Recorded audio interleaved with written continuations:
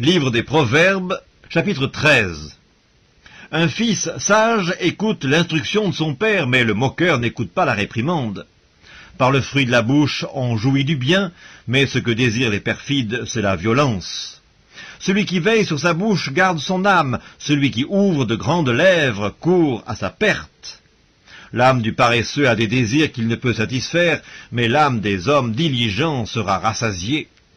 Le juste a de la haine pour les paroles mensongères, le méchant se rend odieux et se couvre de honte. La justice garde celui dont la voie est intègre, mais la méchanceté cause la ruine du pécheur. Tel fait le riche et n'a rien du tout, tel fait le pauvre et a de grands biens. La richesse d'un homme sert de rançon pour sa vie, mais le pauvre n'écoute pas la réprimande. La lumière des justes est joyeuse, mais la lampe des méchants s'éteint. C'est seulement par orgueil qu'on excite des querelles, mais la sagesse est avec ceux qui écoutent les conseils. La richesse mal acquise diminue, mais celui qui amasse peu à peu l'augmente. Un espoir différé rend le cœur malade, mais un désir accompli est un arbre de vie. Celui qui méprise la parole se perd, mais celui qui craint le précepte est récompensé. L'enseignement du sage est une source de vie pour détourner des pièges de la mort. Une raison saine a pour fruit la grâce, mais la voie des perfides est rude.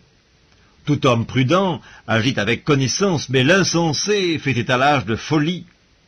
Un envoyé méchant tombe dans le malheur, mais un messager fidèle apporte la guérison. La pauvreté et la honte sont le partage de celui qui rejette la correction, mais celui qui a égard à la réprimande est honoré.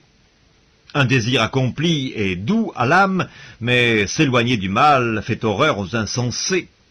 Celui qui fréquente les sages devient sage, mais celui qui se plaît avec les insensés s'en trouve mal.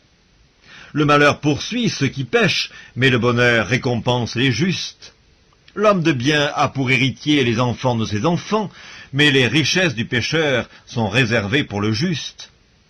Le champ que défriche le pauvre donne une nourriture abondante, mais tel périt par défaut de justice.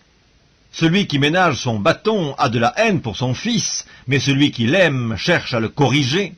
Le juste mange et satisfait son appétit, mais le ventre des méchants éprouve la disette.